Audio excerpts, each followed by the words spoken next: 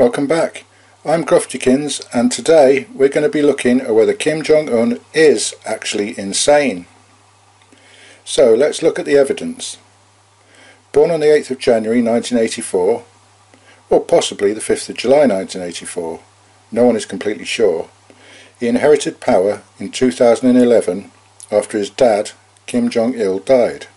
Since then he has become notorious across the entire globe and has without doubt done plenty of things that are strange, brutal and just plain nuts to most of us. But insane? Well, let's just have a look at the definition of insanity. There are numerous definitions, but according to psychologists, insanity is the inability to distinguish right from wrong, particularly when committing a crime, or a person being a danger to themselves or others. Pretty vague though, right? To truly judge whether Kim is actually crazy, we should first look at what it's like to live under his regime. After coming to power, he killed his Deputy Defence Minister for disrespecting a period of mourning for Kim Jong-il, his father. But he didn't just kill him. He ordered the poor guy to stand in the middle of an army range and had mortars fired at him, ordering his troops to blow him into little bits and leave nothing, not even hair behind. That's just the start of it. Anyone he saw as an enemy was liquidated, a nice word for murdered, and their images airbrushed from any photos, thus erasing them from Korean history. Ordinary people found guilty of crimes against the state are arrested and usually executed, and as a deterrent to others, their entire family is usually imprisoned in a labour camp and forgotten. A pretty good deterrent if you think about it. I mean, would you commit a crime if you knew that your kids, your parents and your grandparents would all be punished for it? And just to make sure the condemned don't say anything bad about their supreme ruler, they have a rock shoved in their mouths before they are executed. Oh, and just to make sure everyone gets the message, public executions are compulsory for all men, women and children. And don't think you'll be safe if you're a family member. Kim not only had his half-brother assassinated, but also his uncle allegedly fed to 120 starving dogs for crimes against the state. These terrible crimes included eating in flash restaurants, spending foreign money, and unbelievably, dreaming different dreams.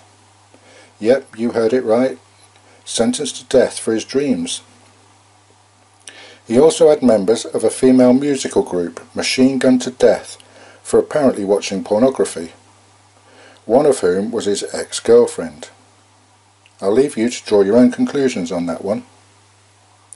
So I don't think there's any doubt he's a danger to others, but there are other less violent things that are, to say the least, odd.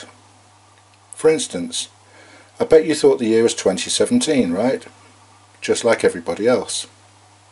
Well, not if you live in North Korea. Their calendar started in 1912 from the birth of Kim's grandfather, Kim Il-sung, making it now the year 106. And in August 2015, North Korea changed its clocks to be half an hour later than the other countries in their time zone, namely South Korea and Japan. Also haircuts. Men and women are only allowed certain styles of haircuts, with each hairdresser having a poster showing what styles you can choose, unless of course you're Kim Jong-un himself, who is bizarrely rumoured to cut his own hair because he has a fear of hairdressers.